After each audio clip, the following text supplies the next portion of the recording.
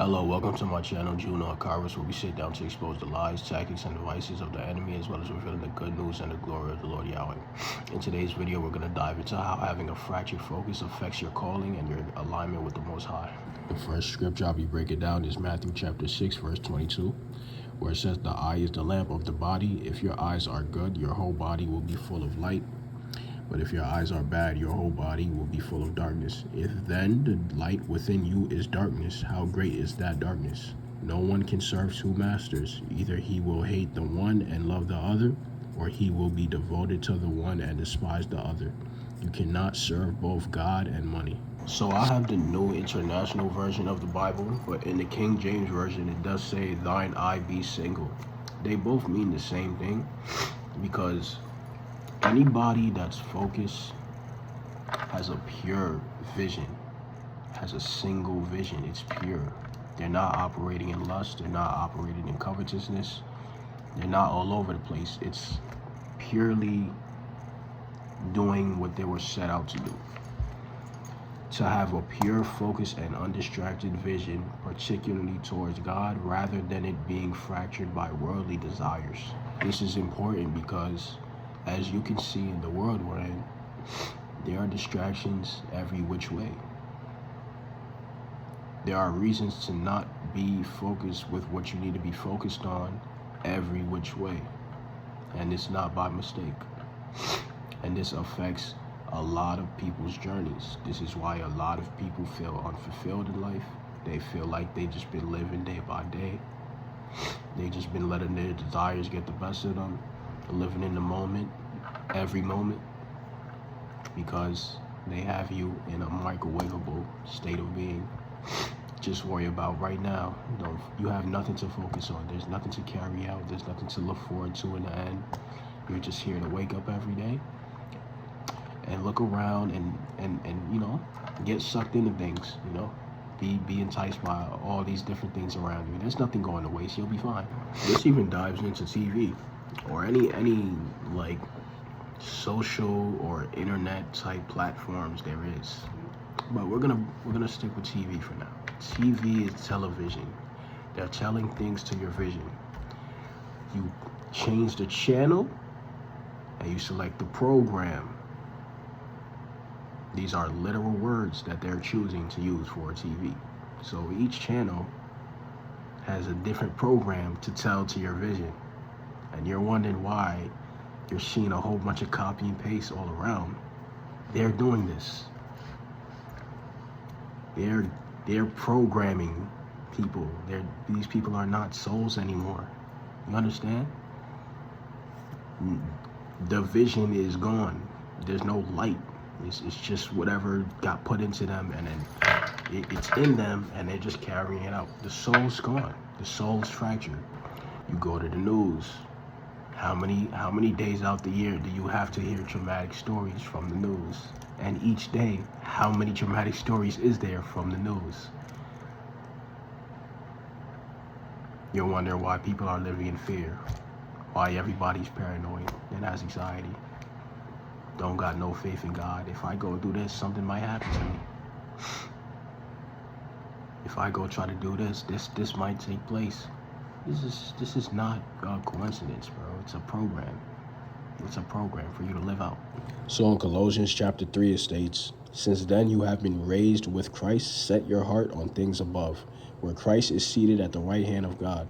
Set your mind on things above, not on earthly things.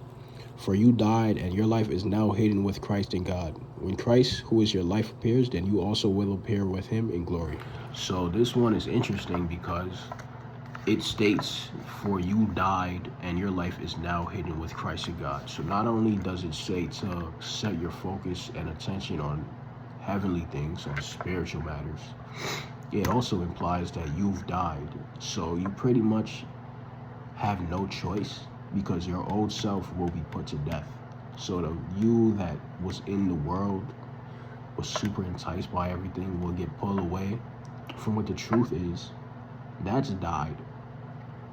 So say you do continue to try to do these things, especially after you become born again, you will feel conviction in your heart. You will grieve the Holy Spirit.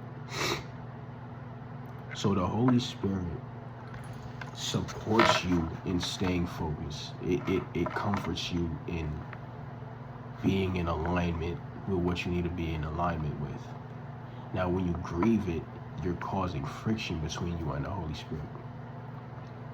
When you're focused on heavenly spiritual matters, the Holy Spirit is there to support you. It's there to guide you, to walk with you. So when you're in focus and alignment, you're hidden. You're not susceptible to what everything around you, folks around you, are susceptible to. This is why in the Bible it says 10,000 may fall at my right, 1,000 at my left, but nothing will touch me. You're hidden. It also says in the Bible, I will dwell in the shadow of the Almighty. You're hidden. It also states in the Bible, those that wait on the Lord receive strength and receive wings like eagles. This is what it's all about. This is what it's all about. You have to put this world to the side and really step into what life is really about. Until then, it's trial and error. You think things are changing. You think, oh, I'm going somewhere, until you realize you didn't go anywhere. I fell victim to this too. From 17 up until, I'll say 23, like, it felt like something was happening and nothing was happening. It's just now I'm seeing the quickening going on because I'm taking it serious. I'm seeing this place I'm waking up in every day. I see it. Even this, I just started on here and made my first video on here yesterday. Now, I'm not receiving no traffic like that yet, but it's the fact that it's a clear indication in the spirit that I've shifted to somewhere. I've entered an atmosphere that I wasn't in before. Now, I've been upgraded in different dimensions and atmospheres, but this is a new one I'm in right now. This is not nothing I was in before. That alone is enough. I'm going to be diligent and push forward with this because Spirit is telling me you're progressing, you're evolving, you're closer to where I need you to be, you're closer to where I want you to be in life. That's when your mind can operate like that. Okay, now you're talking about spiritual business. As long as you need an external reflection to determine how in here feels, they'll do whatever they want with you as long as you're on this earth. And I promise you that. If you playing by their rules and their game, they're going to have a field day with you, bro. They're going to have a field day with you because they can tweak and twitch with anything they want to at will, bro. You have to have sovereignty over your own soul and spirit for God to be taking you serious. Until then, you're just another hamster on the wheel. Stay focused. Stay diligent. Don't go against your morality. Don't worry about what's going on. Stay in that narrow path.